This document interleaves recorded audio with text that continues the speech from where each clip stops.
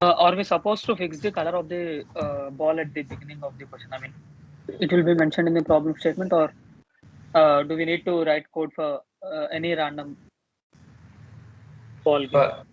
You can fix the color if you want to, but like my code is for any random ball, any random circle for that matter. If the color is given, it will become a little bit easier, but then you can do it for any circle also.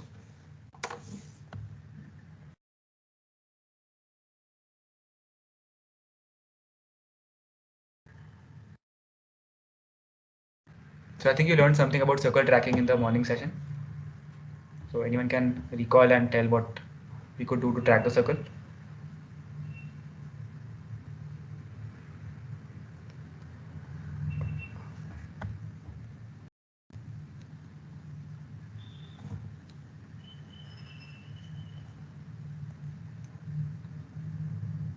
Yeah, while using that house circle function from OpenCV, Yes. we'll get the center of the circle and the radius of the circle. I mean, we that returns those values. So we only need a center of the circle to mark on that whiteboard which you have shown. So we'll be using that those coordinates, and we'll be turning the pixel value to 0 on the whiteboard at those points. Yeah, exactly. So we do need some pre-processing before the using the half transform. Yeah, we need to use edge detection to. I mean, yeah, we need to do edge detection, I guess. Then we need to identify the circle from that. Okay, you can do that. Like first, you can also do directly convert it to grayscale, then apply a blur to that image to remove all the noise, and then you can use circle tracking, like using half circles, and detect the circle if it is present on the screen, and then detect the center. So, anyone would like to write the code for it or something, or should I just show the code for that?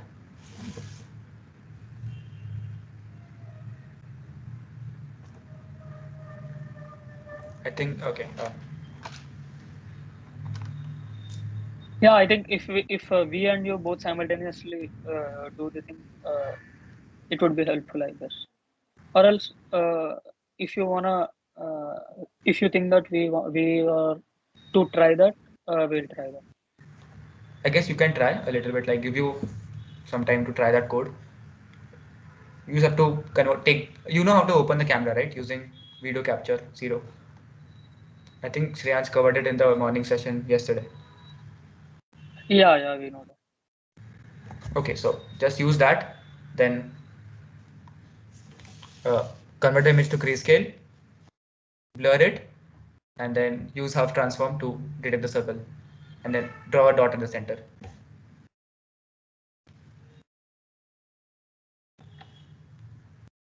I'll give you some time to write, and then if you have made any progress, you can write in the chat or even speak it out loud.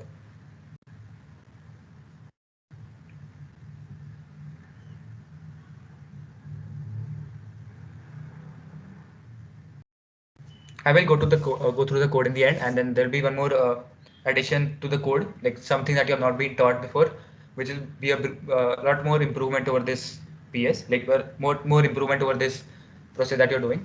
It will give much better output. So first try this out, and then I'll show you the improvement also.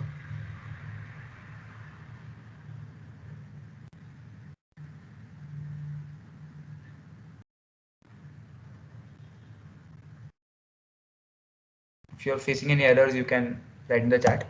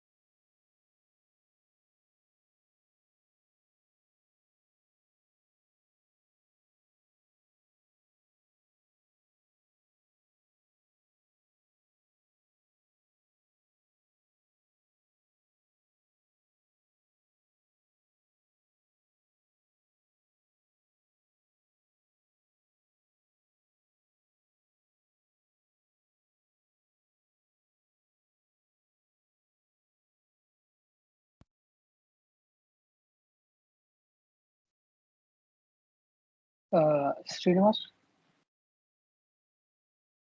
Yes. do we need to use cam release function before using all the logic, or we need to use that at the end? Cam release as in uh, while capturing video from OpenCV using OpenCV. yes, like you have to do cap.read, right? Like you make a video capture object and then you cap.read in a while loop, something like that. Yeah, what I'm asking is that after using the while loop, we need to release the thing, right? We need to use the cam dot release function. No, that you can do after the while loop, like the end of the while loop. Yeah. Okay. If you release on after every loop, then it will become slowed, I guess. We do that usually at the end of the program. Okay.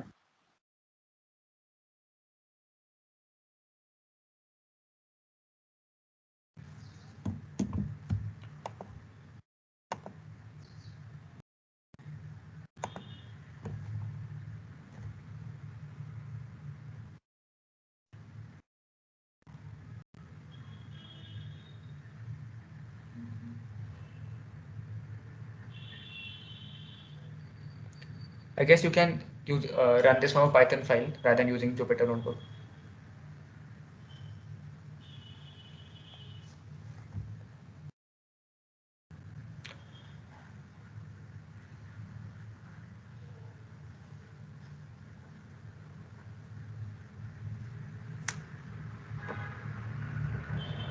Aryan, can you share your screen and show the code once?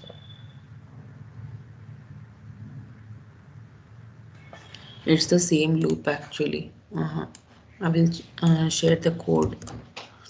Okay.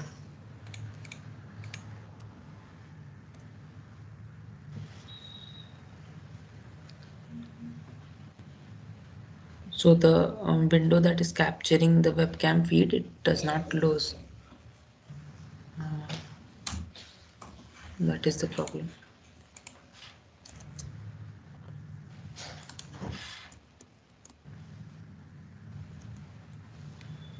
You'll have to use cv2. Okay, cv2 wait key is there up.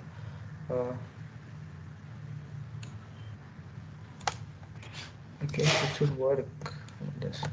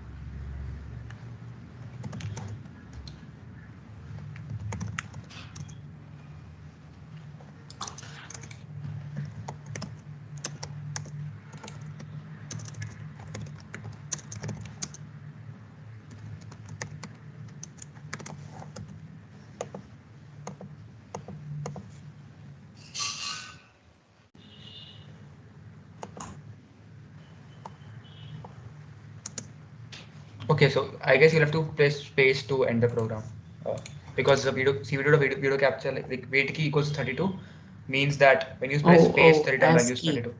Yeah. Oh, okay.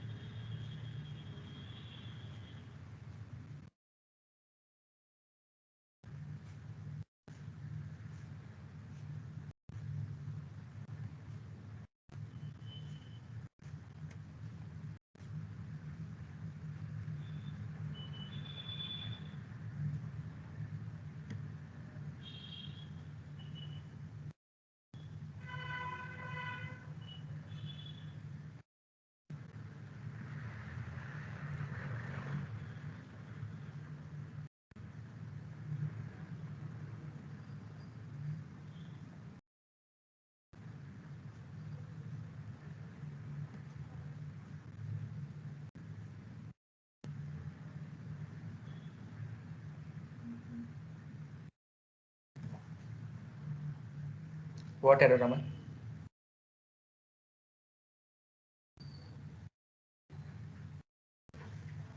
Hello, am I audible? Yes, yes, yeah, you're audible. Yeah, it shows webcam capture not responding. You're doing it from a terminal, right? And a Python file. No, I'm using Jupyter Lab. The Jupyter notebook. I guess probably you'll have to give some permissions as Apoor was talking. So I think you should run it from a Python file directly from the terminal. It'll be easier. Okay, I'll try that once. Yeah.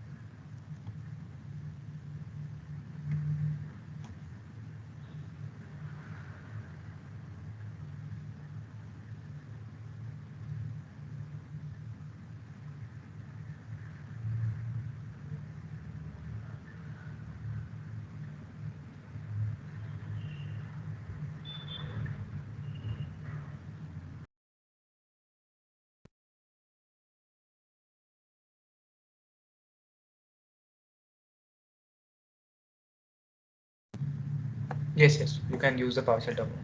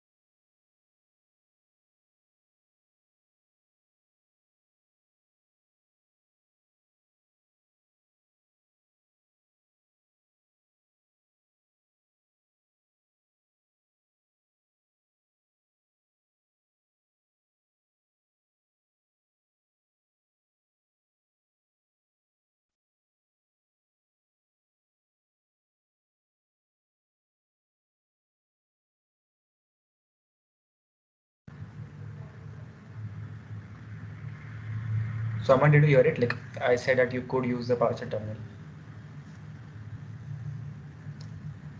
Yeah, I'm trying it on PowerShell then.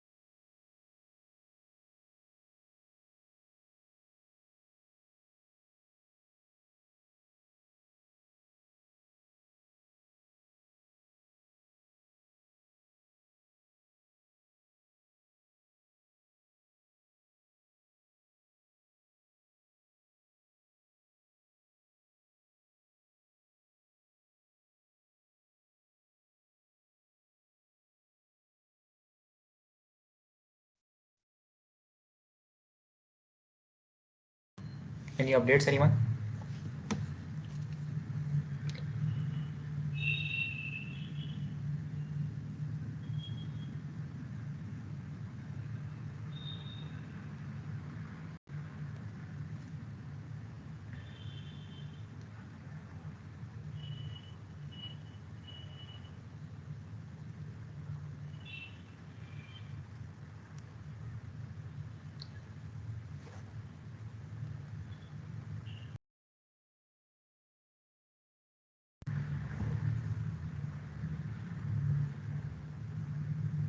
Okay, great.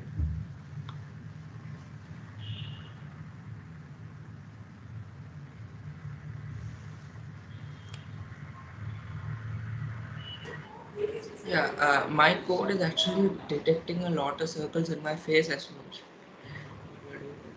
well. You can change the threshold of the half circles. Like in half circles, you know that it does scanning as well, right? So there are two parameters in it, param1 and param2, which is the lower threshold Yeah. and the upper threshold. So I think you can change that too. Okay.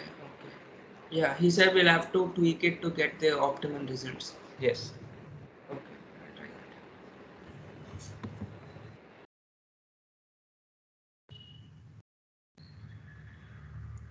Right. Uh, Apurv, what is the error?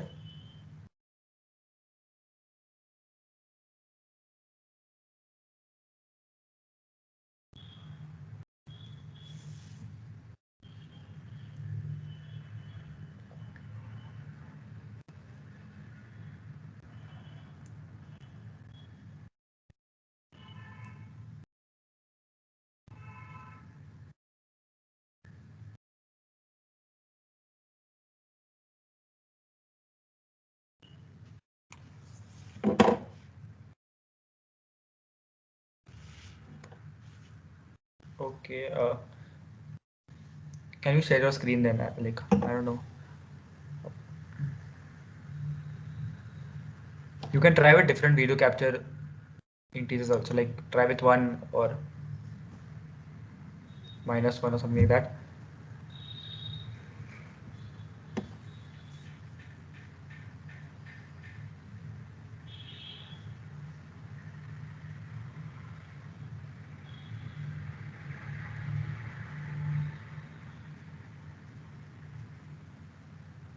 Okay.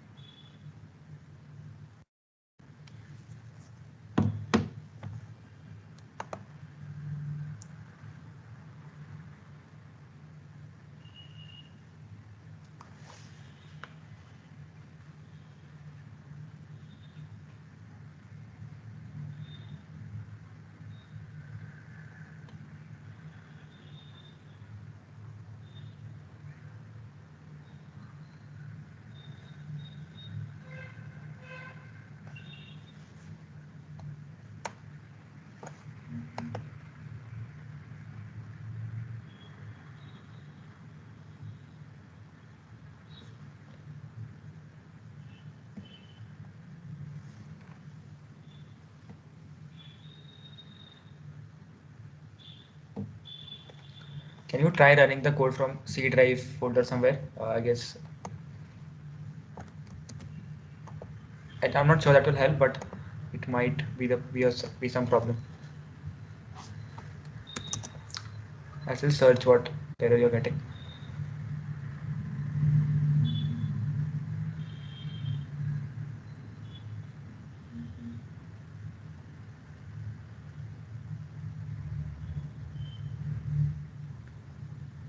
Okay, okay.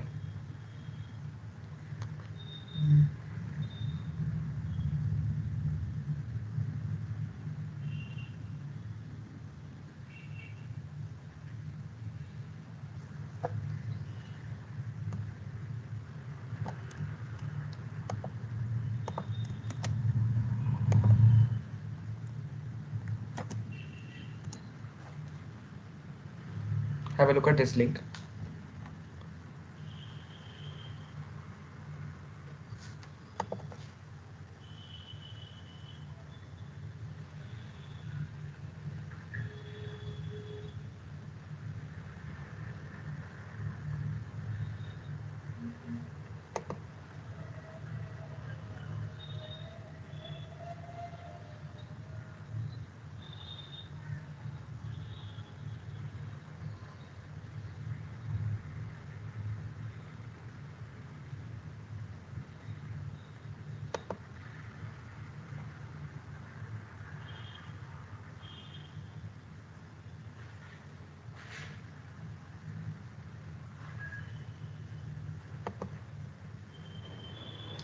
Yeah, I've done something. It's able to show something. Can I share my screen and show it? It's not perfect. Yeah, sure. You can share your screen.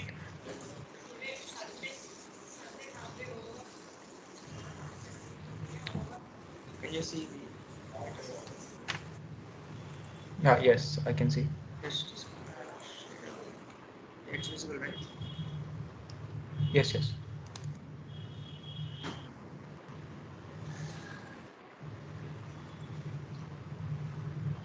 So it is running on Jupyter Notebook also. Yes. Okay. Did you change any setting or something? Yeah, you can see that white circle appearing every now and then, right? Yes, yes. Why is it flickering like? I don't have a perfect ball in my hand. Okay. I'll might show be- you my camera feed just a second. Mhm.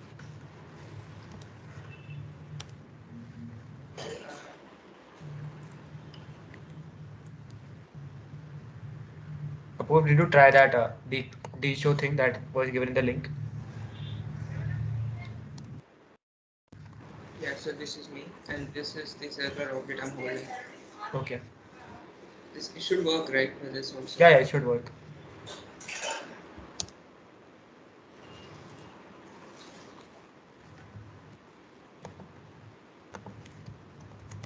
So, I mean, this adjusting these parameters is what I need to do now, right? Any other? Yes.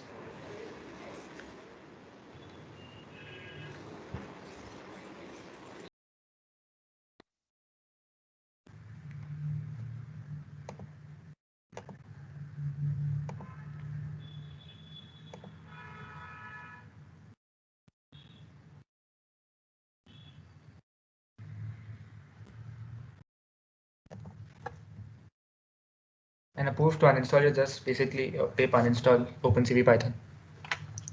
But I don't think that will help. But you can still try.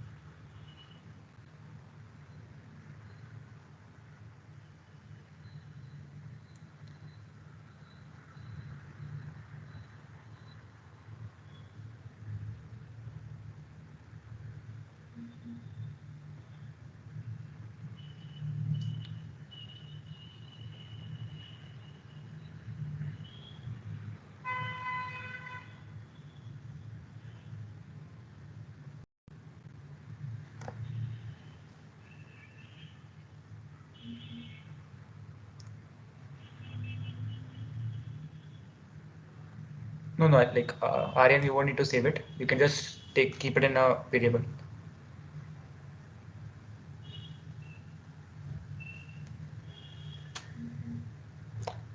And appove, so okay, great then. Like if it's working, then it's good. Like uninstalling and reinstalling worked, right?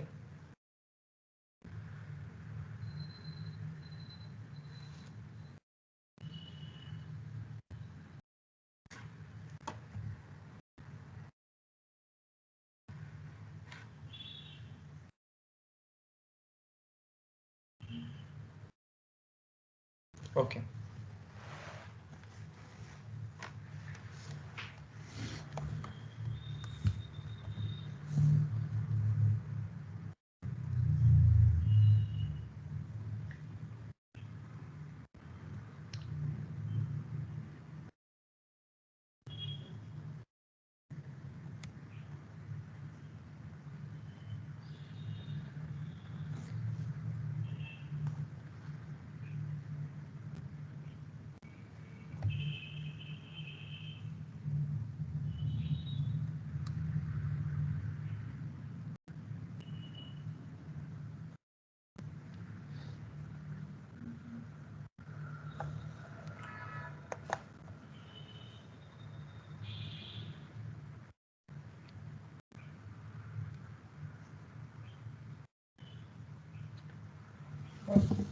You can change the Python interpreter in VS Code in the bottom left corner. I think that should help, or you can try reinstalling again also, which like OpenCV package, right?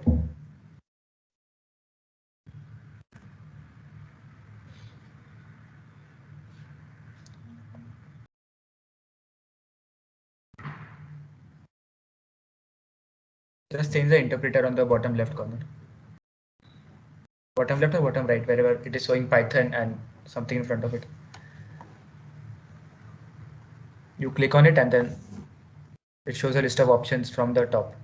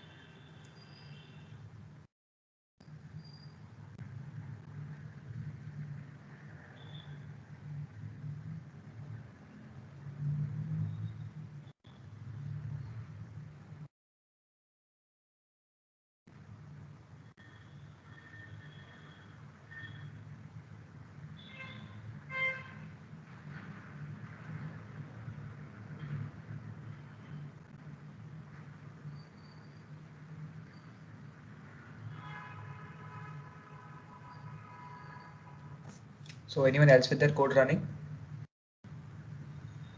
Yeah, 1 minute checking. Okay.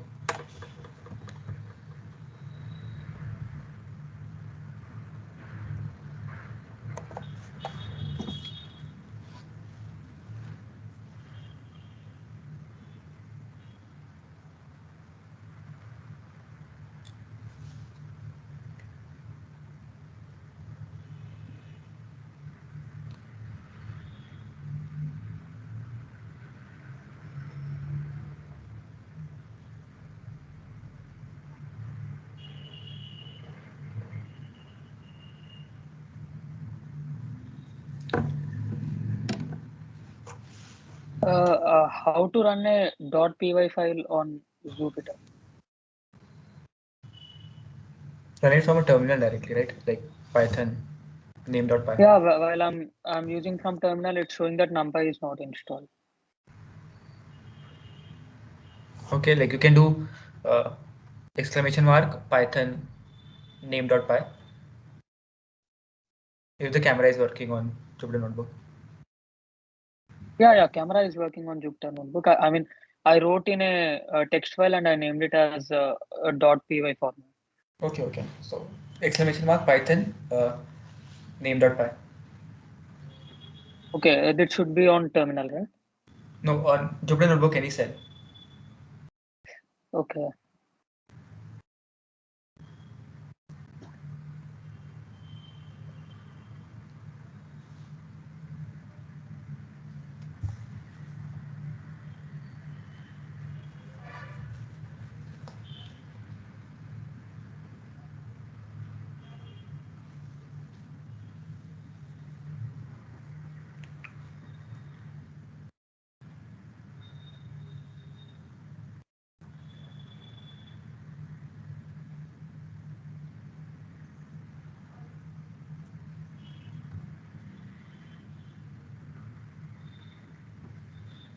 Apur, what part is not working?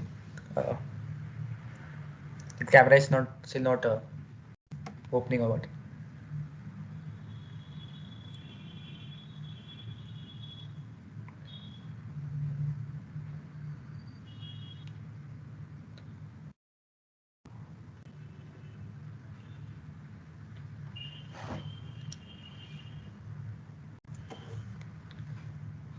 So which laptop are you using? And you can speak actually, it will be easier. Uh,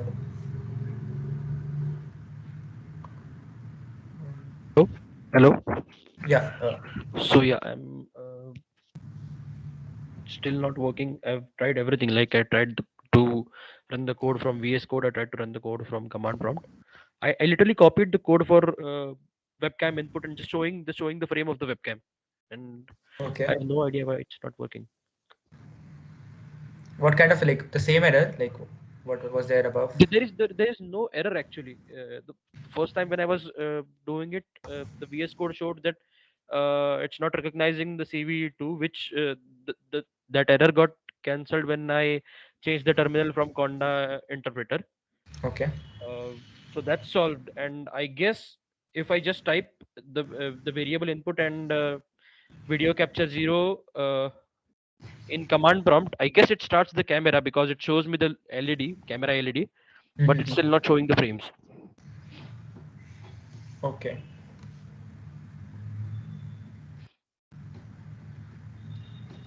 And when you're doing the same thing on a camera on a Python file, it's not working. Can No, you it's share not your working. screen? Yeah, I'll share my screen.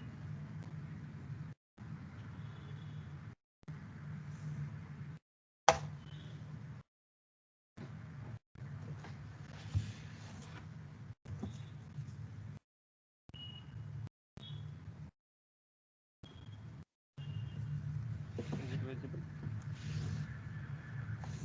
Yes. Yeah. So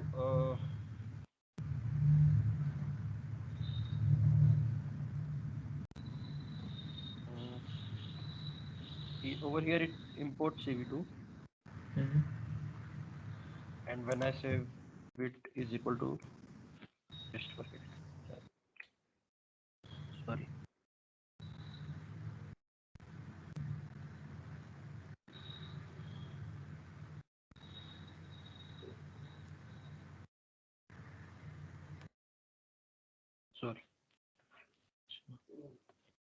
Oh, the camera is on now. Okay. No, the camera is not on because it should the LED should be on, right? Yes, The yes. camera. Mm-hmm. Oh, you're talking about screen sharing. No, no, the screen sharing is on. Like I thought, like you said, right? When you try from a terminal, the LED is coming up. So Srinivas. Just yes. wait a minute. So actually, like it is working a little bit, but like it is detecting my fingernails as well as like my eye, my pupil also in circles. Like you can, like, for the pupil you can increase the minimum radius, but I guess that should work. So it is detecting random circles, like it is detecting correct circles, but like it is detecting my fingernail What's the also like solution for that? circles. What's the solution to share? Just increase the radius of the minimum radius. I guess that will help because fingernails and pupils are small, so and a ball can be a little bit larger than that.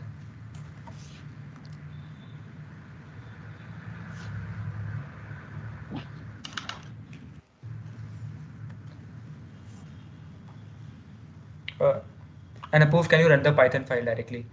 Can you show the Python file and run that Python file on the My terminal? Python file is over here. I literally copied the Python file. Okay, so Okay, I understand. Yeah, it happens a lot. there should be any error with With the the Python file. release, okay, see what the file. Hmm.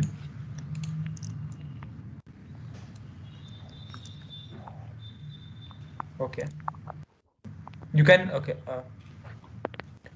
In .cv2.im show, just like after vid.read, just print ret. Ret is whether the image is Oh, getting over read. here. Above that, like after, yeah, just print ret. Ret is whether the image is getting read correctly or not,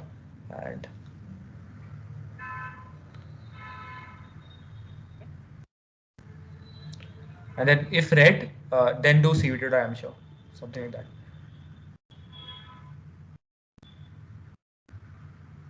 If read, then colon cv2.im show.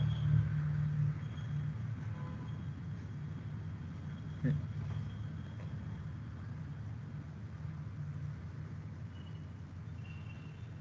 Okay. Save the file and run it from the terminal. You can just do Control S, yeah. Okay.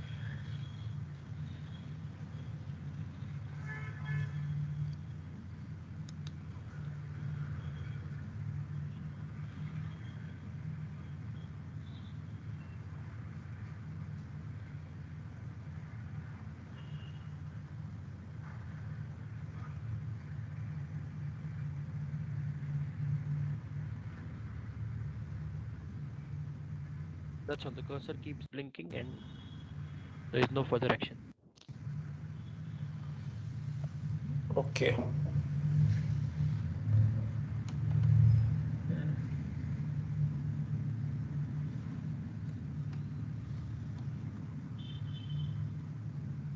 Now, if I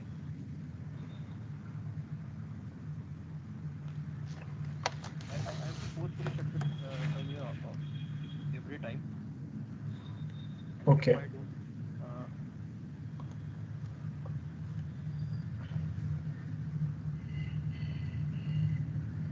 uh,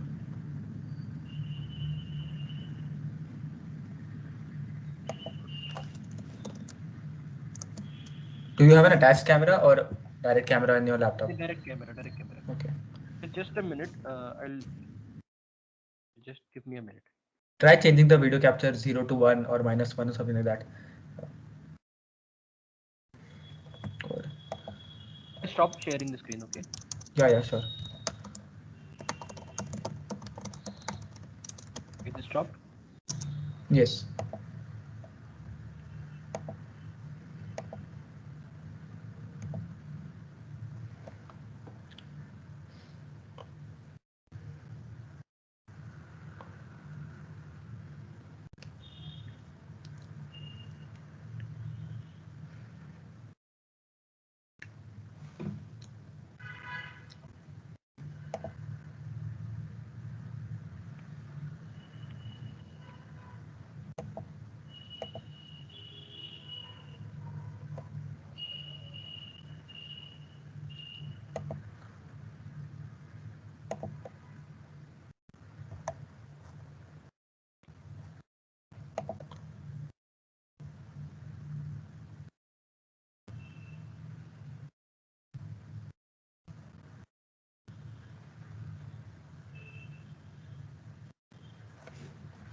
So Shreya, how are you tracking the circle, the center?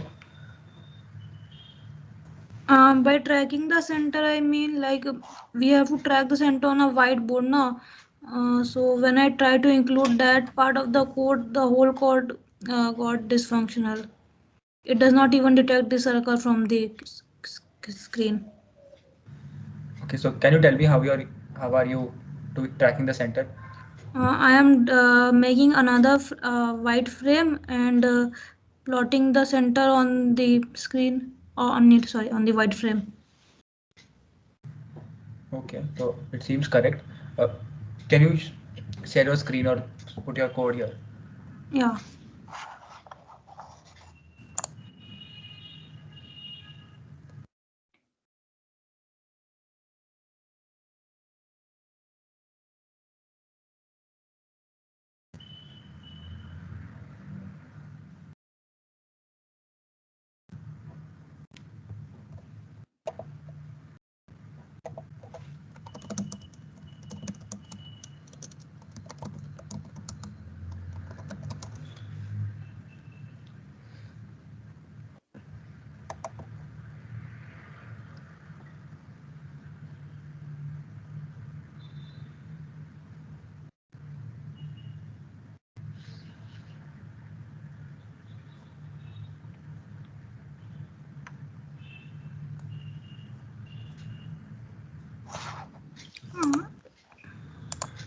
Is my screen visible? Yes, yes, it is visible. So the last line for the cv2.im show is for showing the white screen on which the center will be tracked, but it is not working. Okay. Blur is okay. Roll okay. Half circles.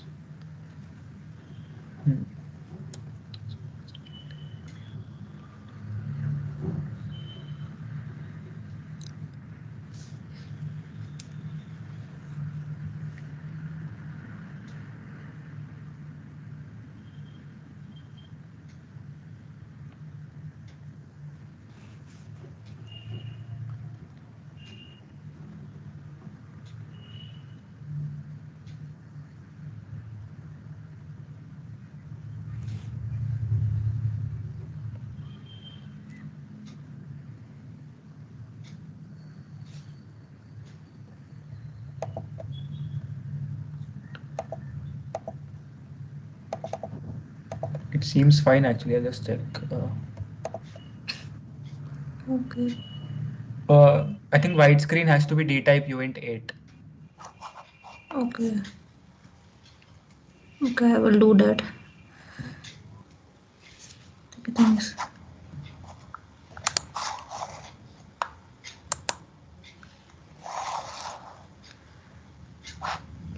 And I guess the circle center also has to be integers. The half circles will return decimal numbers. So Okay, okay.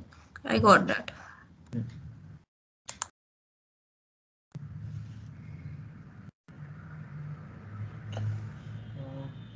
no module name CV2.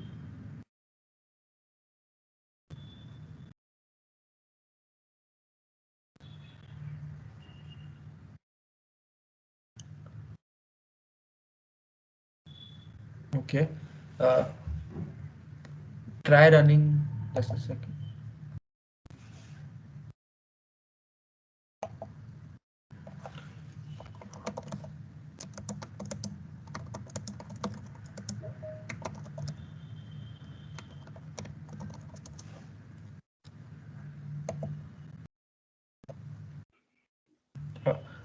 Sorry, instead of the 0, it is -n.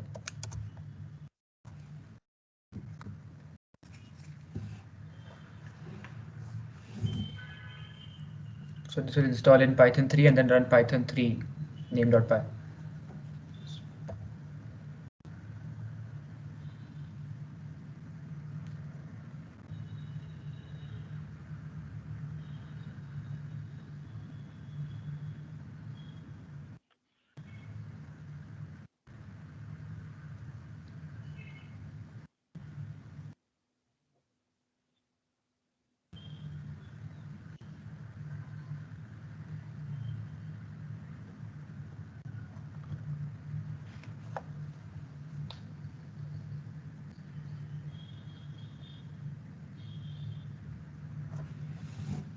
I'm getting too many circles on my image.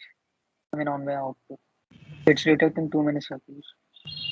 Yeah, for that there are two parameters. Like for the canny, as we talked yes in my session yesterday, that there's a low threshold, there's a upper threshold for canny. So if you adjust that, the number of uh, circles will decrease or increase.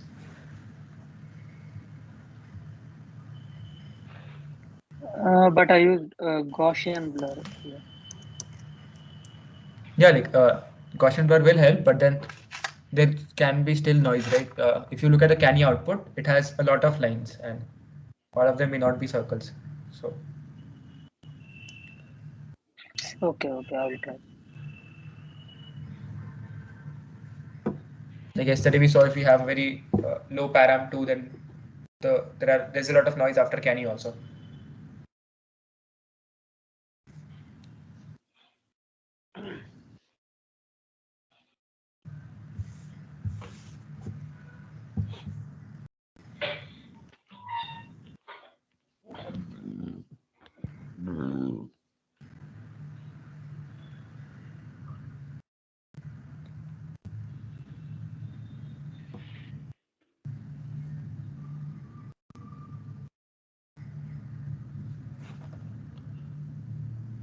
Have you put an alias to Python or something like that? Uh, Run it with py as you're running it on this terminal, like py -m pip install opencv python, or directly remove the 3 and then do python -m.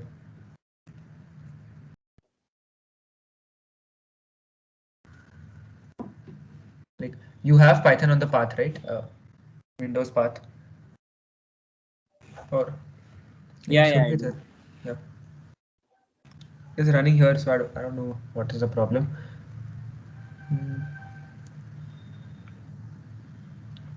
You're using some alias, I guess, for Python, so run with py, or just run Python or something like that.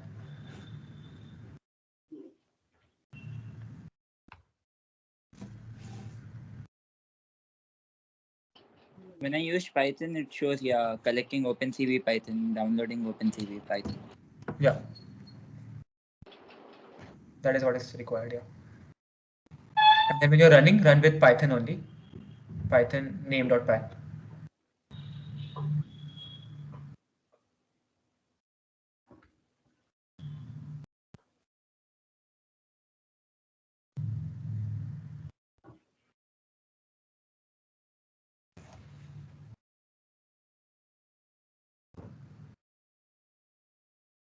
Apurv, how did you solve the frame errors?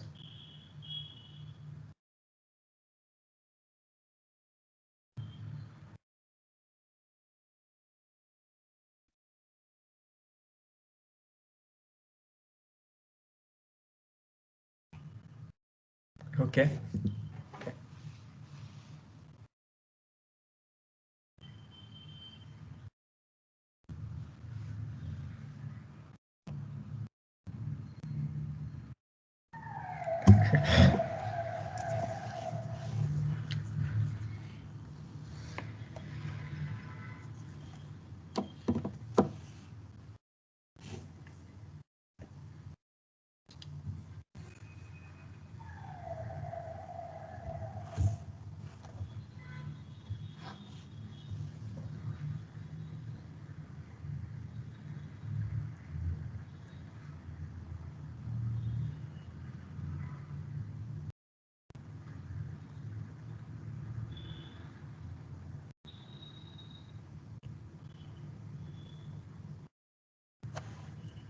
Anyone else would like to show their code, or should I wait for some time?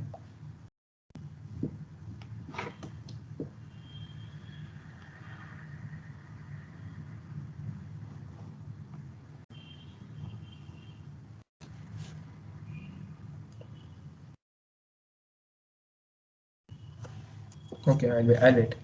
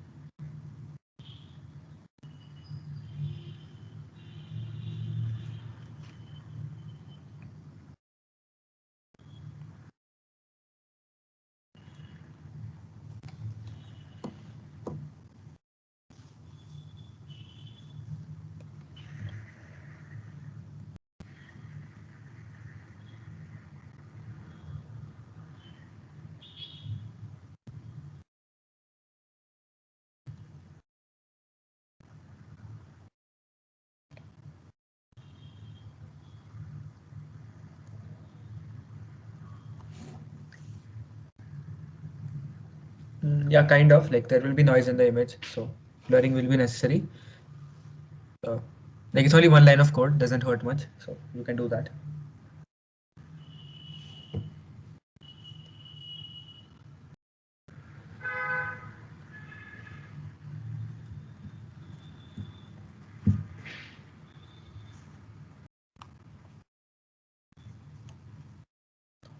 Although Huff transform is using canny, so it does blur once, but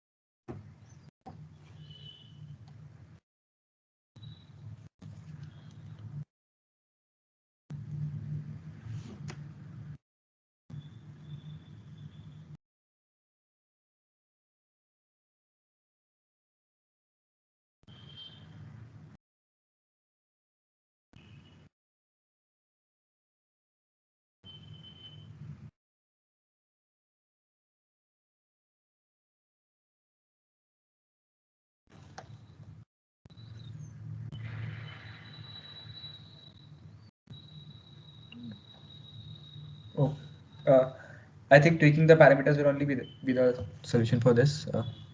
Probably the param1 and param2 are too small for this case. Okay, I will try changing them.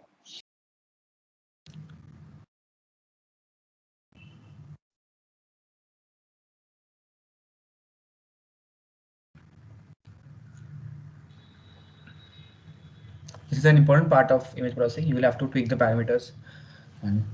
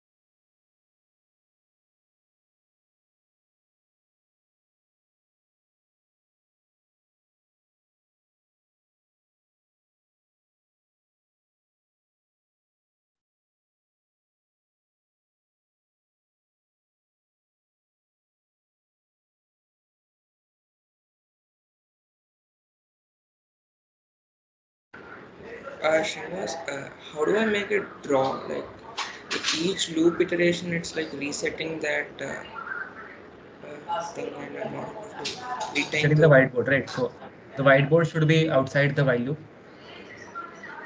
Okay.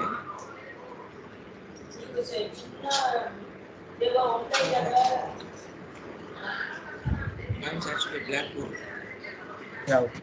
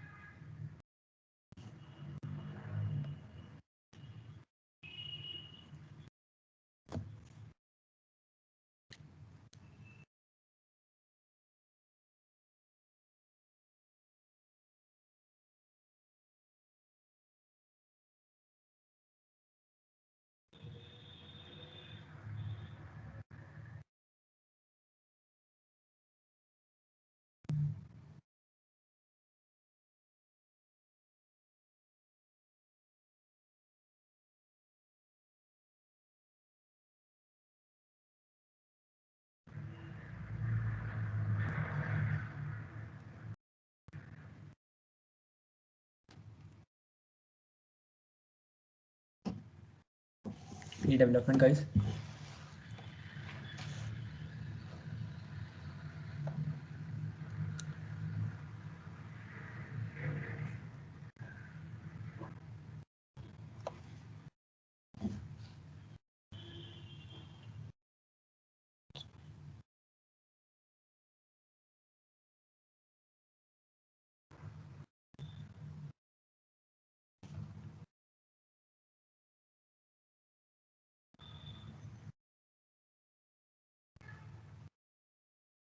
Like even if you're not there completely, you can share a screen and we can work it out together.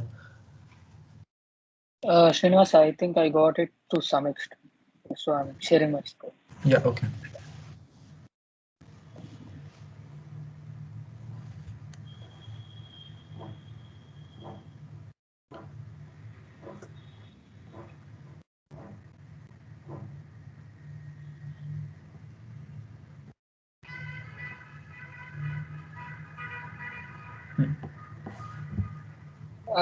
It's not that clear, but I can see something on the screen, but the position is not matching exactly. Yeah, it's okay. Yeah, little more adjustment to the threshold will be good. And you can change the minimum distance also between circles. I guess that will also help. Like what is the minimum? Okay. There's one here, right? Or Yeah, for this, right? minimum distance.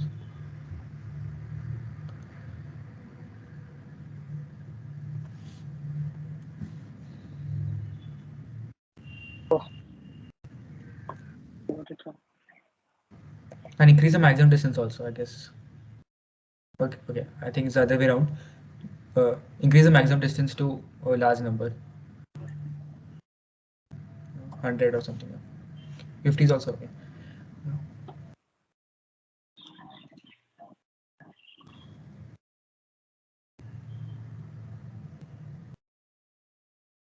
A little bit better, right? Yeah, it's a bit better. You can look I at the think official documentation of like what exactly these parameters do, and then you can tweak them accordingly later. So like the tracking part, like that center tracking was to Mhm. be done on the same window. Like I was thinking, I think you are done on a separate window maybe, or maybe you were not showing that your detected circle directly. Uh, like I had done it on a different window, but then I detected the circle in the same window also. It doesn't matter really. You can do it anywhere. Oh, how to know the uh, dimensions of the video captured by the camera. You can do frame dot shape, and you get rows and columns. But Okay. yeah, but just remember that what happens is NumPy app images and OpenCV images are inverted. Like rows for NumPy images will be columns for OpenCV images, and vice versa. That is a bit confusing, but that is what it is. So when you get rows for comma columns from shape, it will basically be columns comma rows for the OpenCV image.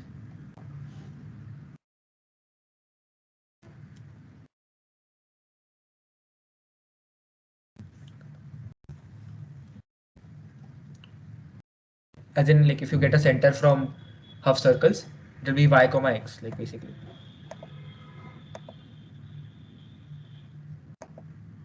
If you're using NumPy to color the circle.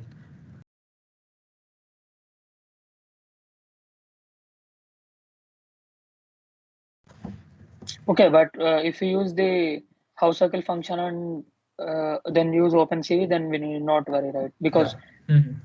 house circle also uses the OpenCV. Yes. Okay.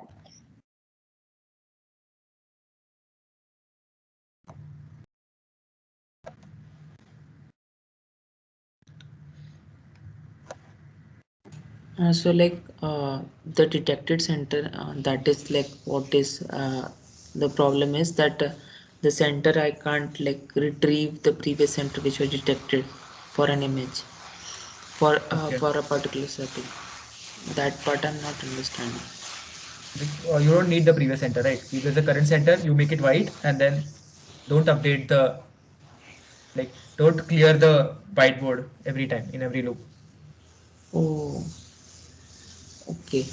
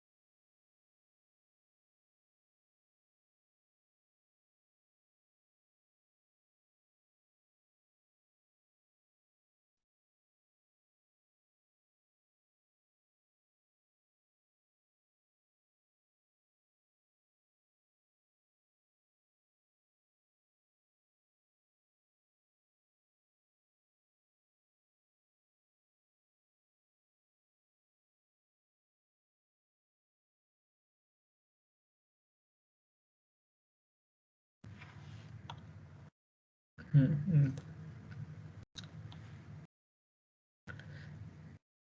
Apurv, can you copy paste the line that you're using to round off?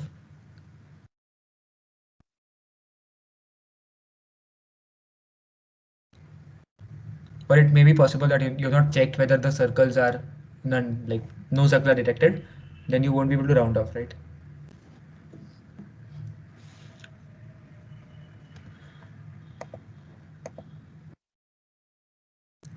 Just check whether circles is none. Yeah.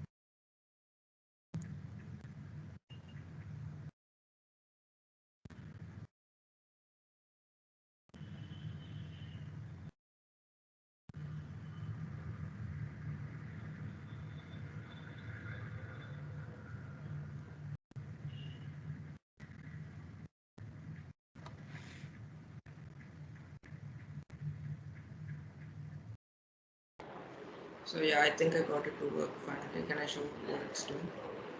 Yes, yes. Just load it. Hmm. So,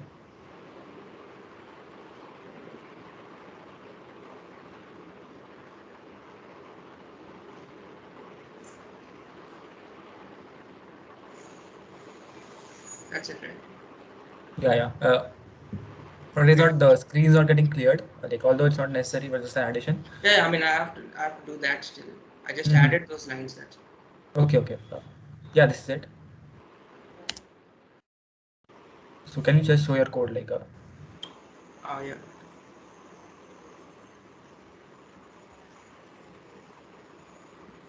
So this is the final output frame that we get. mhm. It stores it in frame, and then I converted to grayscale, applied Gaussian blur thrice, overkill maybe, Okay. and then I did half circles. And the parameters that worked were, for me it was 160. But I noticed that if I like open and close the curtain a little bit, that is getting messed up. So I think it's very much light dependent. Mhm. Possible. Uh, yeah, this is actually redundant. Mhm. And then this is what I used for drawing those lines. Okay. I found the shape of that frame first here using this thing, Mhm. and then I used those values to draw the lines. And then Okay. this is the finally to make it draw. I added this one line in the output frame. Mhm. The Okay. center at this One side. radius and circle. Okay. I have to make it exact. Okay. Great. Good work.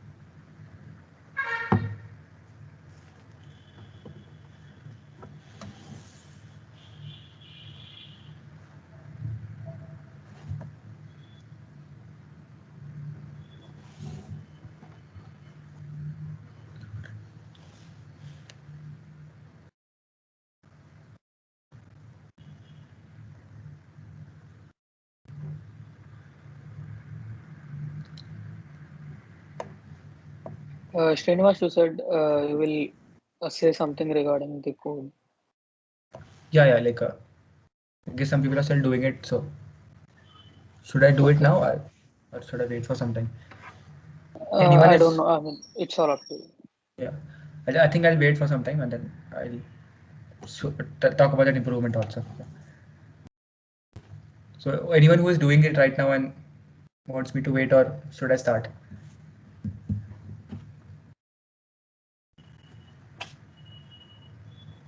Okay, I'll show it. So the idea is that we can use tracking.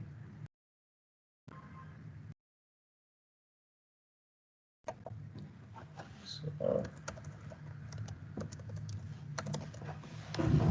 just a minute.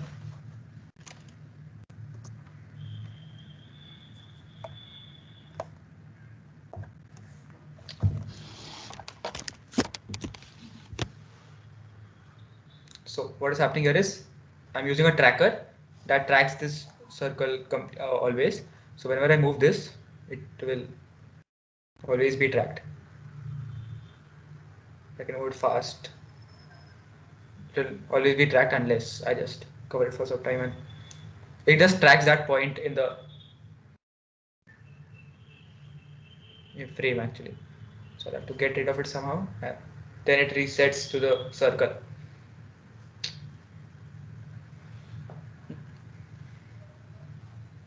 What I'm using it's called a tracker, and I'll show you the code also. Again, you can look it up online.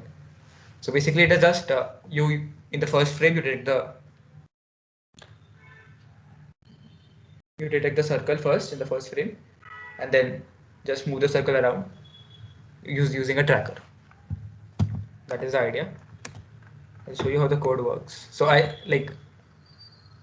is a problem in this. As you saw, like if it attaches itself to some random region in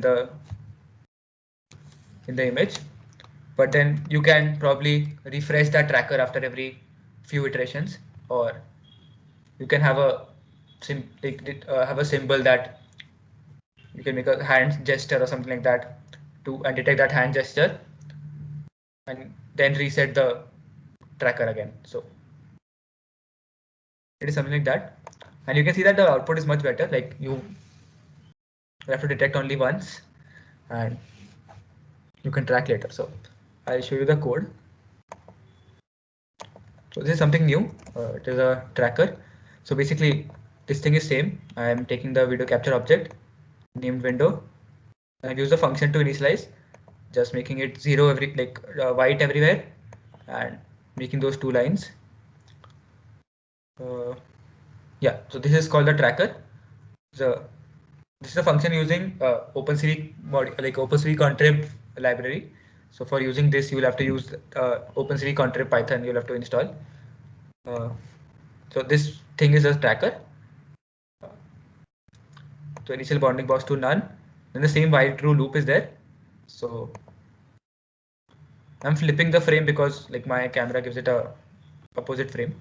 So if the bounding box is there, then you update the tracker. It gives you success and the next place of the bounding box. So if there's a success, then you just get the rectangle center. Like the bounding box, it will be the center of the bounding, like the center of the rectangle and the width and the height. So just draw a rectangle over it, or I think it's a top right corner. So I think it's a top right corner. Uh,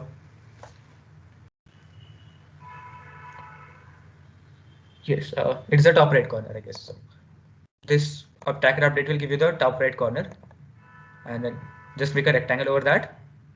This is again the same code. Like if it goes to a region, then initialize, else you exit. And I'm just making a small circle on that one endpoint of the box.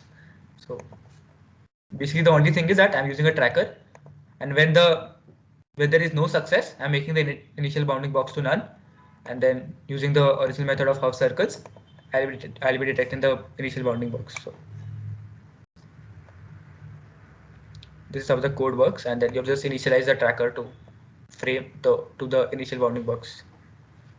using the center of the half circles. And one more thing, like you guys were getting multiple circles in the frame. So what I did was in the for loop for the circles, I break after the first circle. So that you don't have multiple circles getting plot in the main whiteboard. And the rest of it is same. Okay, I had this like so. I had made a key to make the initial bounding box null. So that is also an option. So did you understand what is happening here?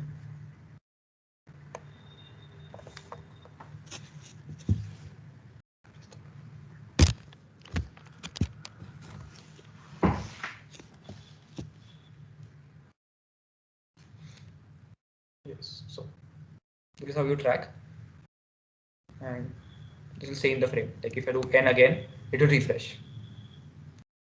Just so, sorry. So did you understand what I'm doing here? Yes, like, but just the tracker function, we need to look up the documentation maybe. Yeah. So I'm not going over the documentation part of it. Like that is, you can look it up online. I'll share some resources if possible. I'll just search now and send it to you if possible. Okay. So initially, if there is no circular object or any object detected, it will always choose a particular point, right? I mean, a particular location will be detected initially. I guess no. Like what will happen is that initial bounding box will always be none until you get a circle. Because I'm initializing it Okay. with none, and then only when it finds it, it will become not none. Okay, so first it detects the circle and then it stops detecting whether there is a circle or not. Yes. It only focuses on that particular area detected and whether that area is moving, then it will also move. Right? Yes. Yeah. And for the parameters again, like for me, I've changed the min radius to 10, max radius to 50, and 25 and 130 work for me. And then the max distance is rose by 2 because that is the max distance between any like two centers. Kind of, not necessarily, but I put a high value here, and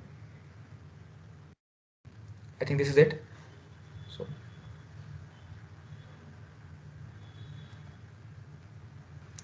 like I'll share some, like you can just search online and just show you. Uh, I think this tracker program would be more efficient than the program which we have yes. written because every time it needs to detect the circle and it needs to send the center details to the other. Yeah. So this is what is basically done mostly in deep learning jobs also. Like what you do is in the first frame only you detect the object and then you track it in other frames because running a deep learning model every time will become expensive. So I had this CSRB tracker.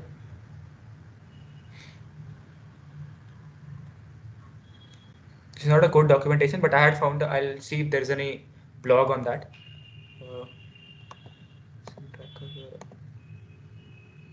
So PyMaths is a good website. It has a lot of tutorials on OpenCV and Python in general. You can look at that up. There are other trackers also, boosting tracker, ML tracker, KCF tracker, and all these things. All of them use different techniques. And then you can go through this later. This is lot of details are there here.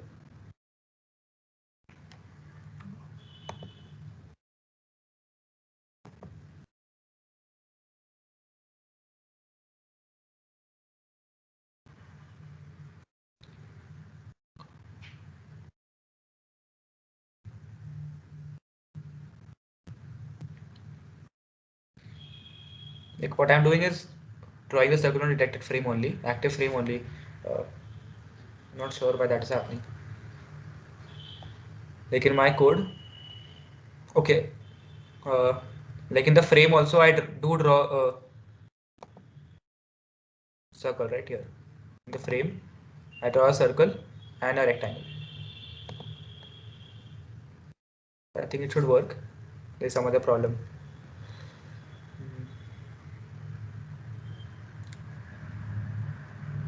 And I will share some uh, like some link on tracker. You can read it up later. But you should just know that these things exist, so that when you're working with it in the future, you can just look it up later. So I guess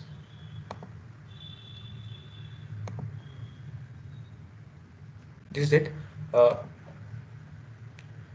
I have few other things in mind, like if you want to know how, like these are only codes that I've written, and I'll just go through the code once and explain you how that code works and all. We can talk about something called template matching or page scanning, or I guess, or contour, like detecting contours in an image. So anything that you find interesting and you want to know about.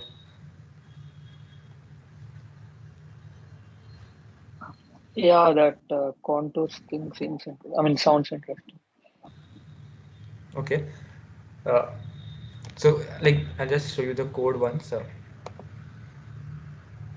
Yeah. So it is again, contours detection is again a function only. There is a lot of theory behind it, to be like, but basically what you do is there's this function called find contours, and you again have to run it on a binary image. So you use a threshold function. I'll just show you the image first.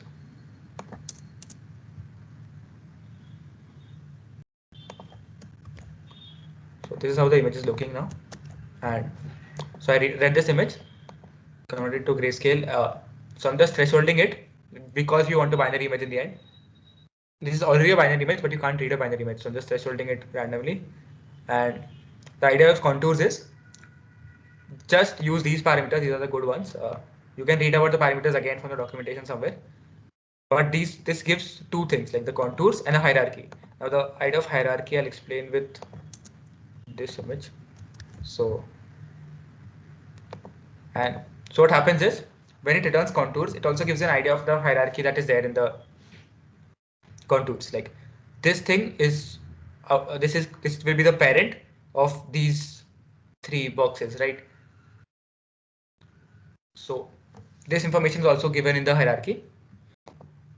So, but like, how does that, as in detecting contours, like, how is this detection make sense? Like, is there some variable naming or like that confuses me? Like how it is work? Like, can you repeat? Like, I'm not understanding. Like you said that the outermost boundary rectangle is the parent to the three rectangles inside. But like, Okay. what do we say that in the in Python terms, or like, Like if there is yeah, just if so there is a way of representation of this, whatever we said yes. directly. So what happens is I just print this out here once.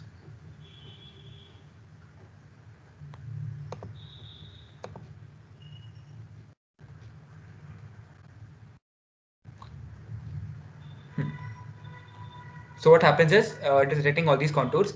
These contours are in the order of the indices only. Like, uh, should I just go here?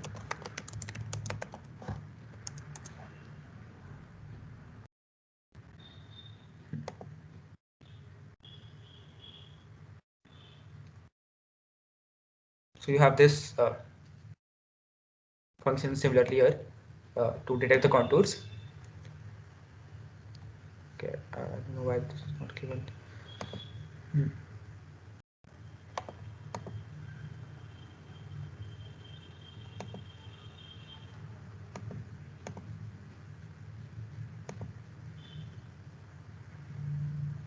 Uh,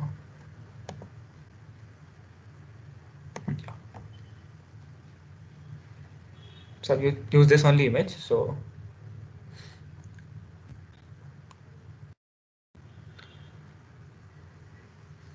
these actually return these five things, which is the next, previous, first child, and parent. So the idea is Oh, that it's just like class maybe, if I'm mm-hmm. not wrong. Oh, Yes, kind oh, of. then it's okay. So like the contours are given in the given indices, and then these four values are given, which point to the particular indices in the contours array. So on the basis of Oh, that, you can understand which is the parent and which is the child. okay. Yeah. So the use of this is basically like, suppose you have to detect, first you have a big square, so like suppose a traffic light, and inside there are two circles, and you want to detect the circles inside the traffic light. So first you can go for the big, you can check whichever are there have a hierarchy, are children of some big contour. So you can check that, and then you can detect the circle. Like, so you can be confirmed that there are, you are looking for these two circles only. I think I didn't make sense, but the idea is that this hierarchy information will be required because sometimes you are looking for like squares inside squares or circles inside squares. So this information can be useful to detect particular shape alignments and all. Okay. Yeah. So again, there's one more thing, like you can find the contour with the maximum area. You can actually go through this, like the link here. I'll just share the link. Yeah. OpenCV documentation.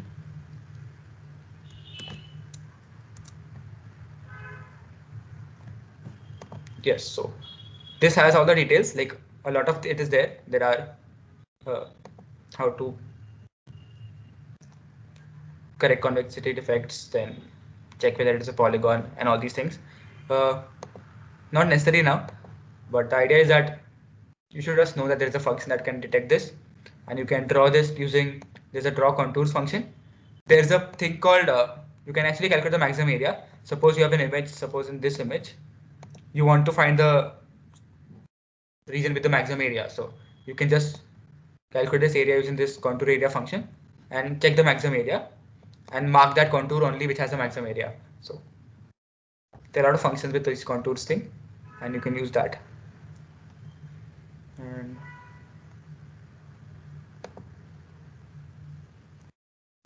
I guess this is it.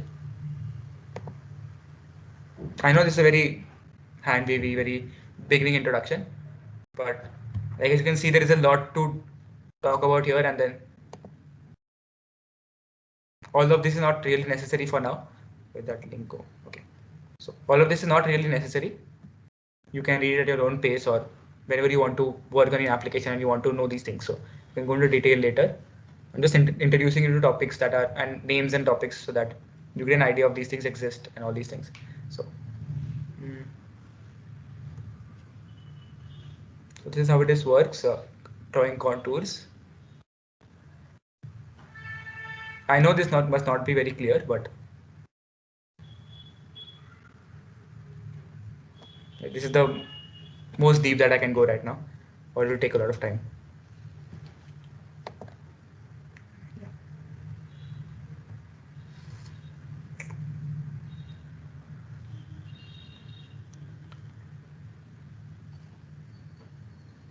Anything else that you want to know about? There's something called template matching also, similarly, just like this, where you can look for a particular small image inside a larger image, and this is just like a just like kernels that we read in the yesterday's afternoon session. You use that image as a kernel and move it over the whole image and check whether where you get the most correlation between the input image and the main image. So there are different functions to how to check calculate correlation. So you can take a square difference, or there's a correlation function in signals also. So depending on that, you can calculate the correlation between the input image and the what we say, the main image. Autocore. I found something like a mask detection. So uh, in that, how will we detect the particular object? So it's not necessary that every mask would be of same shape or like that, right? Yeah, so like all these techniques where you detect specific objects, that is basically done using deep learning. Uh, like you have to train a model for detecting the mask, and then you get the output. It's not basic Okay. open. Like you will find models online, but the idea is for detecting specific objects, you will have to take you have to use deep learning or something like that. Like this template matching is for exact images. Like I'll show it to you. exact or close to exact images. Like here I have an exact image. I'll just show the two images to you. You can see my screen, right? Yeah. So Yes. this image is just a screenshot of this main image. So I can track whether this image exists in that image or not. So for now it is very trivial that I'm taking a screenshot, but it can be that the image can be really close to this image and you just want to check whether there's an occurrence of that image inside the main image. So again, just read those images. There is a list of again methods to use to compare this image with the input image. This is called a template and the input image. So again, you can go to documentation of these images. There are specific formulas how to calculate the correlation. You can understand what is the square difference and the square difference normed. Square difference is basically the difference and the square of the intensity values.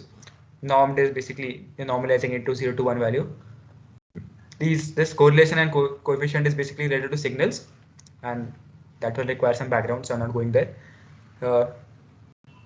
Again, there's a simple match template function which gives you a result of basically minimum value and the location, and there's a min-max log function which basically will return you where is the minimum value, where is the maximum value, and what is that value. So again, similarly, you can just call this match template, get the location, and make a square rectangle on that location. So this is how this works. Just run it so that you can see how it is working.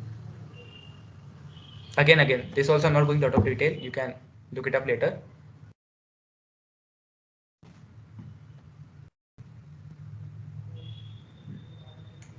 Can you show the output on execution? Yeah, I'm just running it. Give me some time.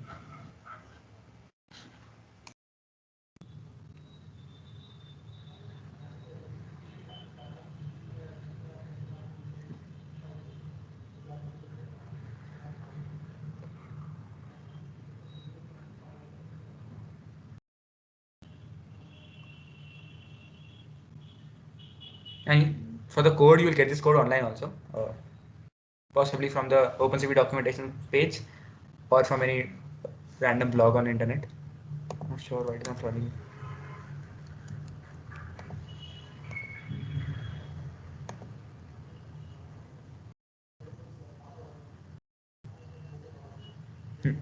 So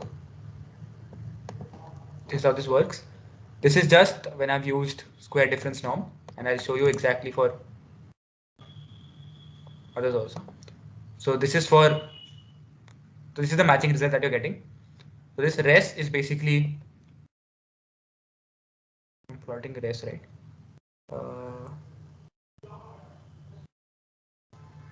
Yeah, I'm mapping res. So res is basically the whole image, because like as you know, you're using a template as a kernel, and you can see this is a smaller image because as we discussed in convolution, here you're not adding any black or extra padding, so the image will be smaller.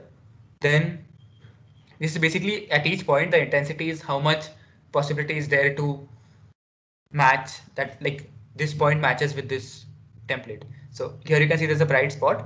So this min-max log will give the location of the bright spot, and you can just draw a rectangle over there because you know the slide as a template, and you can see how this works.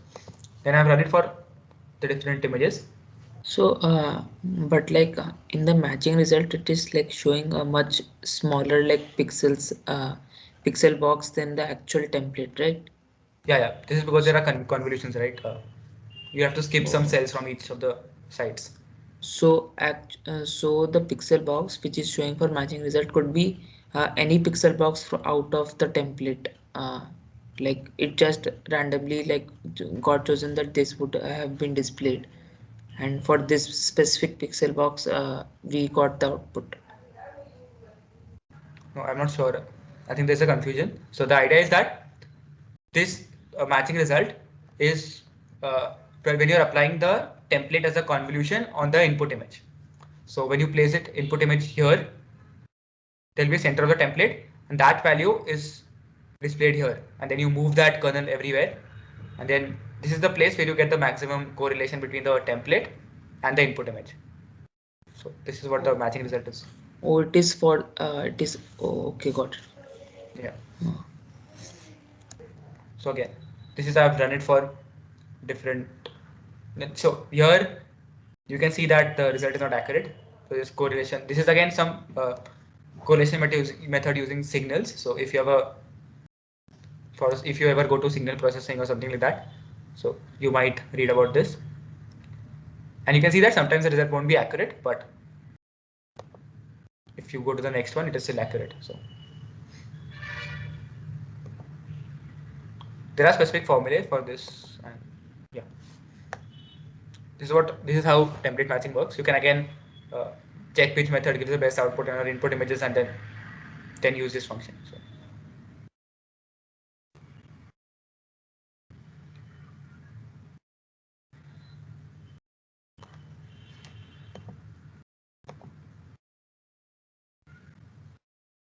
yeah, I guess that is it then. Any questions from your side or anything you want to discuss from any image processing or yesterday's session? Any doubts that you have?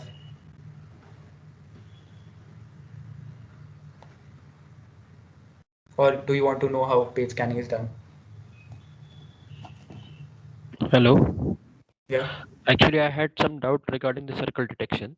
I've posted my doubt. Actually, I'll repeat it. Okay. The code that I have written, it uh, it detects the circle and then draws it Yes, on the. yeah. So is there any way to is there any way to draw it on the active frame like you have done for the tracker problem, the square that you have drawn? Yeah, That that's it. That was what I was saying. That basically I am plotting the detector circle on the frame. So I'm not sure why your code is giving a problem for that. Can you share your screen and show your code? yeah, I'll do that.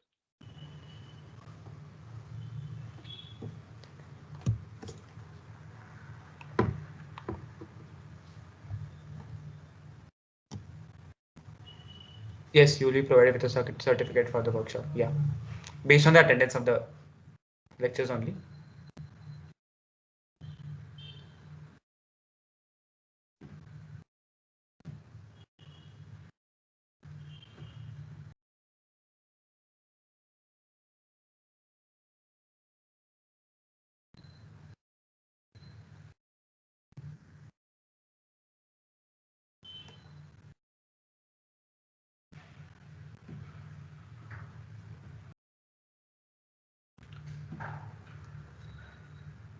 Kharagpur, I can't see your screen.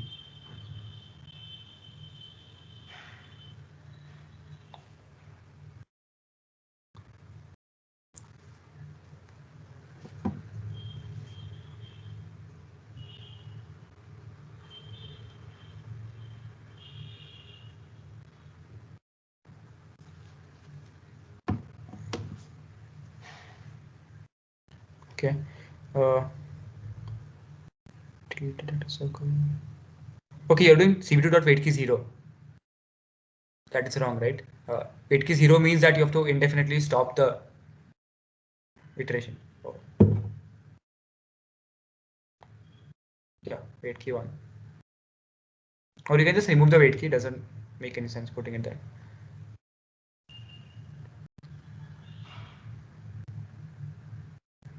Okay, I'll do that, Aryan.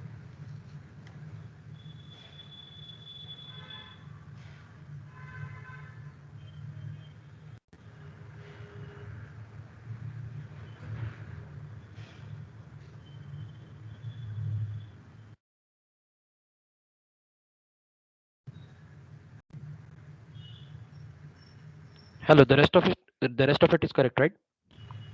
Yeah, it looks correct. You can just run the code once and check. Okay. I'll just stop sharing. Okay.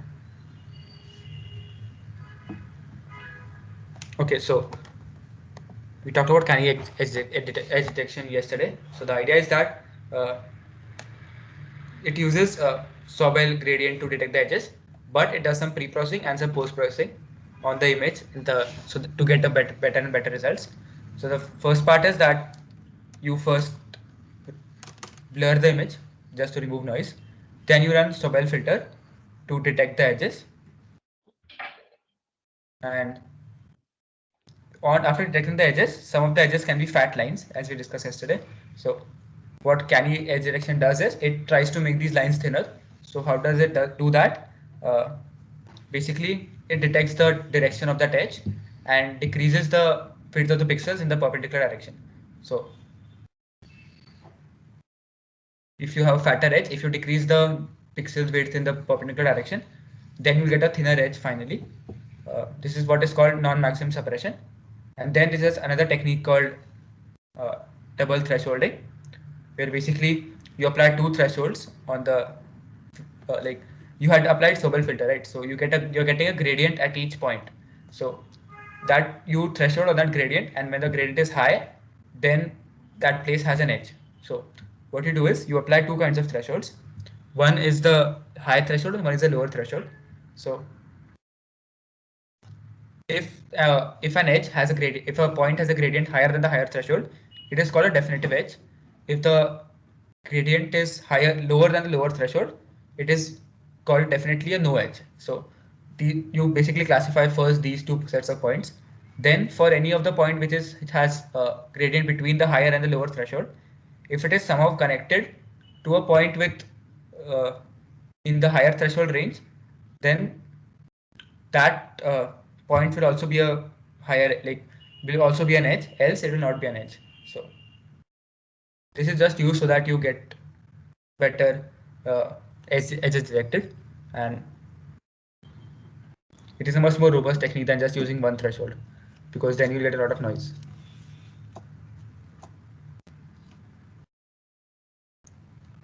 And then if it's in the middle and there is no edge connected which has higher, okay, and any edge which has higher gradient, then that won't be considered as an edge.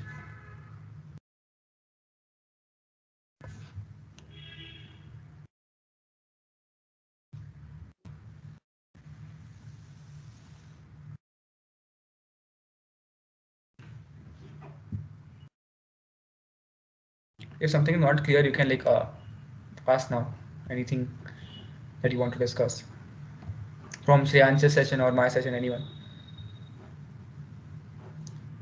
So like just for the filtering part, like it was there like maybe I was thinking about the possibility that instead of using like since in this Kanye method there is some processing involved along with the Sobel filter.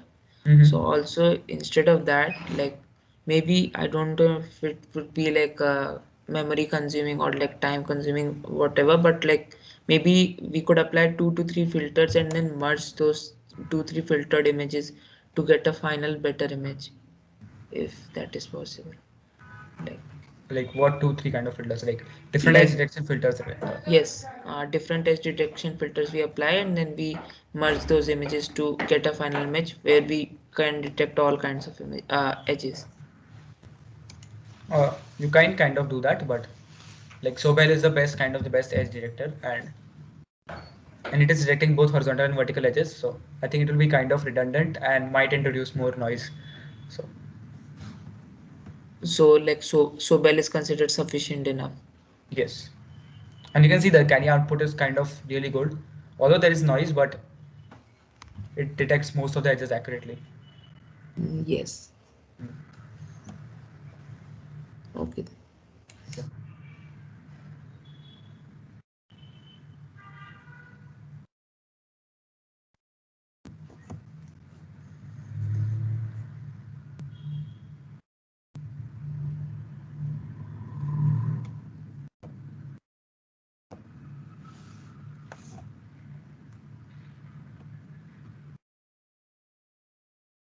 Any other question?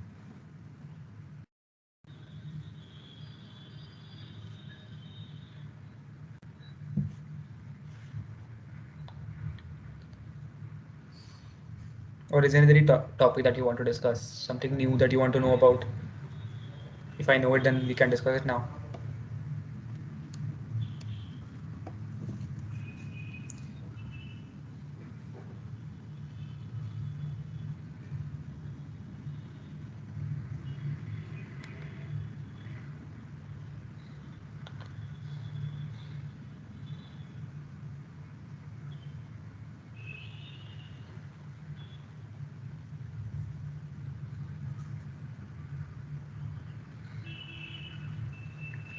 Okay, so I think it will be some like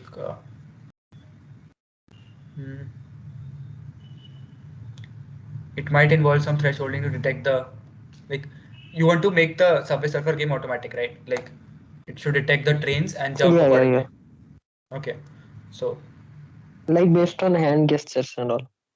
okay, and hand gestures and all. Probably for hand gestures, again there are deep learning models to detect hand gestures.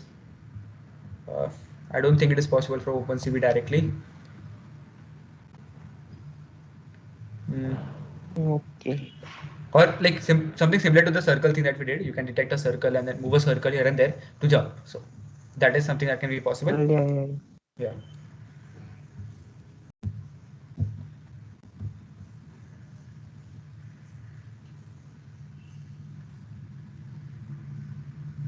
Yeah. Okay.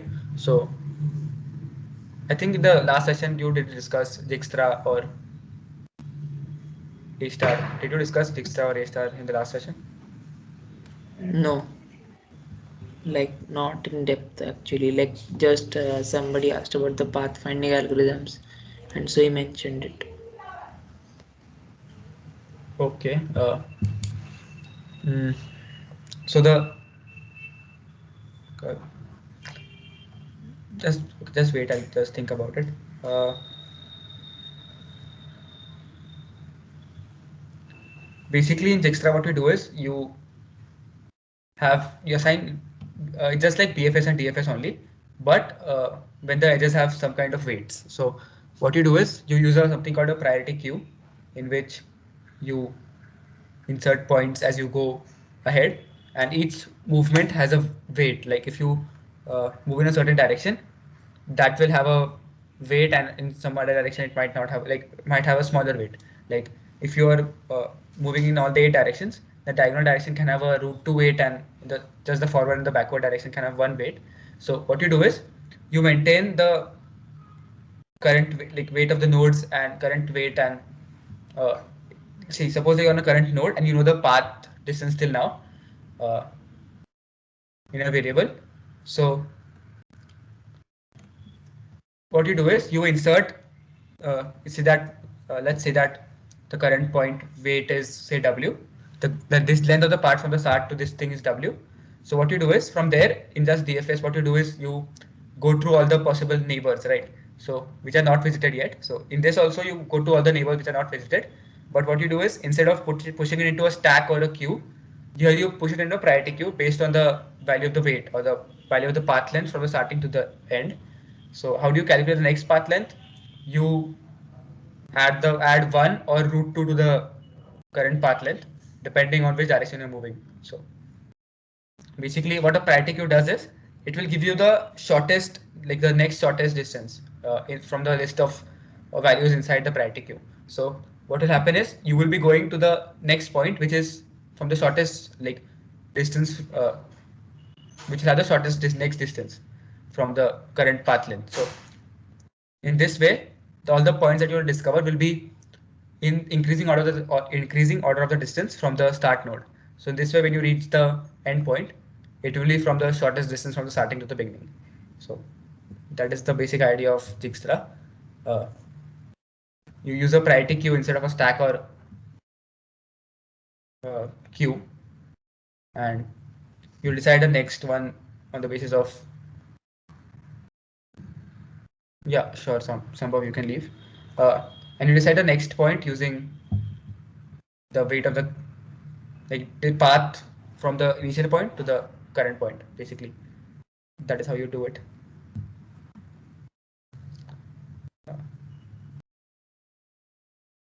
I think I'm not that clear, but any questions on this? Like if you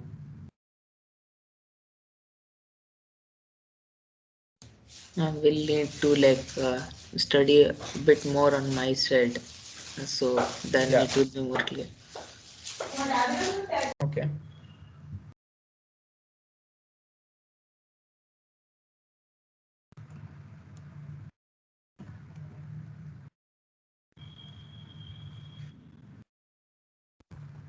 There are a lot of good blogs on Dijkstra, and BFS DFS available online, so you can look it up there.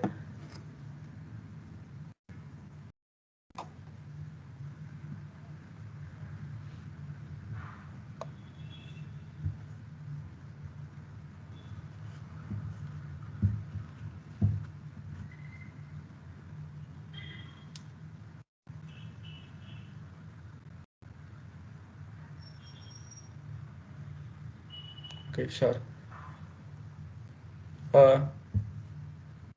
Yeah, okay. For resources for studying IP, there is a course called Udacity on computer vision, which is a free course. It has a lot of details on computer vision, and like actually like basically anything that you will ever need in computer vision is computer in image processing is covered in that course.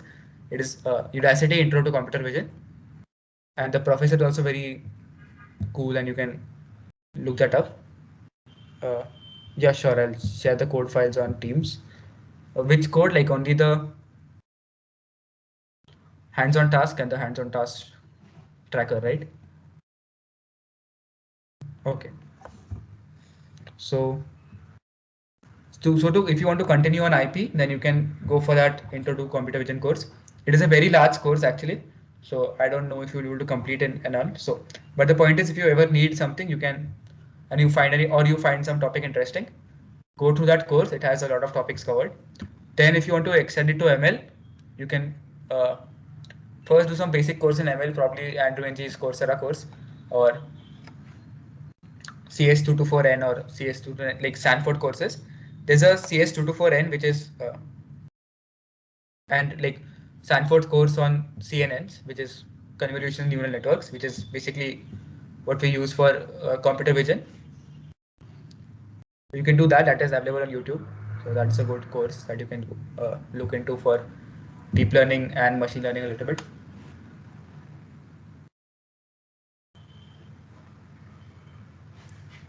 And you can also follow the PyMech search blogs.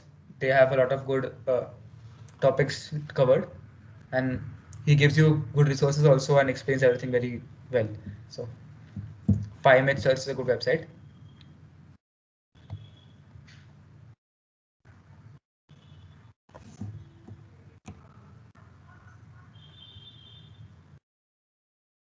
Yeah, sure.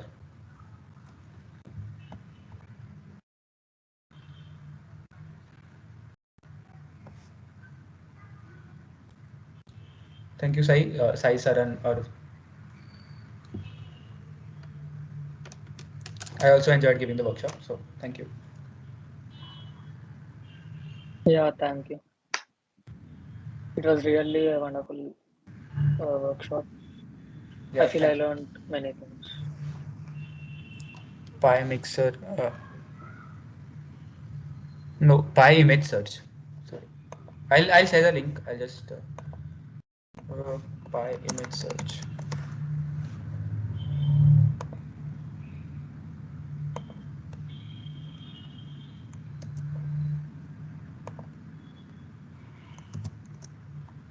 This one.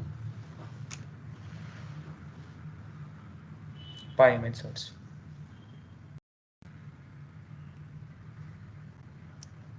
Hello. Yeah, yes. I just have a basic doubt. Like, if you're trying to mix two images which are quietly adjacent to each other, could you just give you a glimpse about how we do that, how we approach that statement? Like mixing two images as in? Mat- like taking two pictures which are quite a bit Okay. adjacent to each other, which has also overlapping components in it. Okay, Like for okay. So example, maybe yeah, a I get car. that. You can refer to the like for more details like the intro to Udacity intro to computer vision course. It has this thing covered. So this is what we do in AGV Slam also. So the idea is that like not exactly this, but then uh, this is Where can something I find related. that course actually? Uh, just search on net. It's a free course actually. So intro to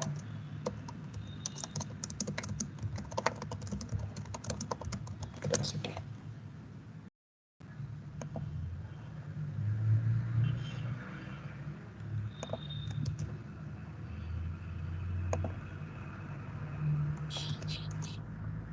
Like, this is a big course. You will find it somewhere in the middle of this course in some lesson.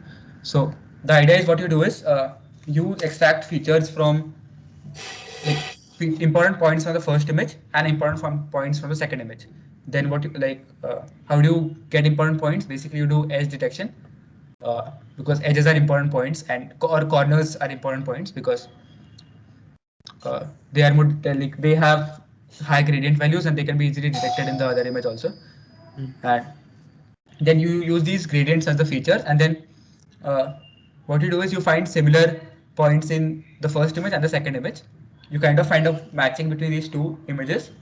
Then there is something like you have a Huff matrix that basically a transform matrix between, you assume that there's a transform matrix between the first image and the second image, and use these matchings as variables, like as input variables, and assume that when you transform one point from first image, apply this matrix, you will get the second images point.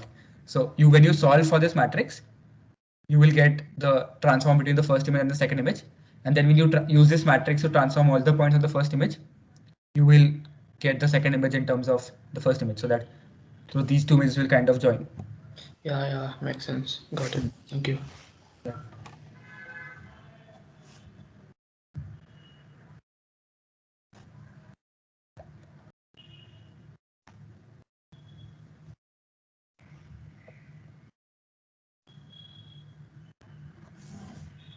Thank you, Sai. Again, Sai Siddhartha. I don't know how to tell your names exactly. Like, what do you call yourself? Like, It's Siddhartha. Siddhartha. Okay. Yeah, it's written Venkata everywhere due to that official name thing, but it's Siddhartha. Okay. Okay. Okay, thank you. I'll Yeah. leave it. Yeah. You can leave. Thank you.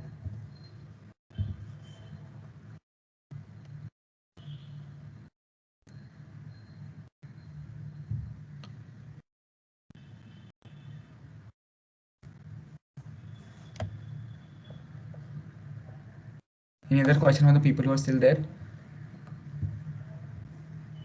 Mayank, Kapoor, Vaibhav, Satish. Thank you for the wonderful course. I guess I'll leave now. Yeah. Okay. Thank you for attending.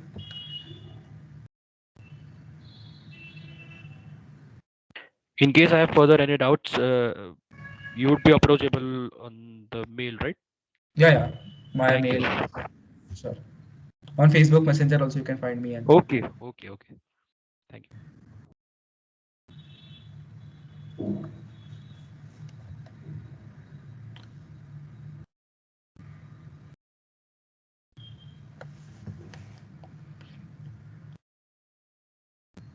yeah, sure, Vaibhav. You can share your screen and then we can discuss further.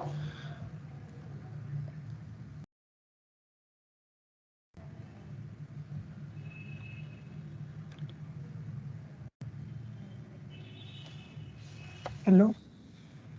Yes. Uh, Is it visible? yes, it is visible. Okay, it's not detecting your circle. Yes. Hmm. See, like in half circles, there are 4 parameters. I think I'll stop recording.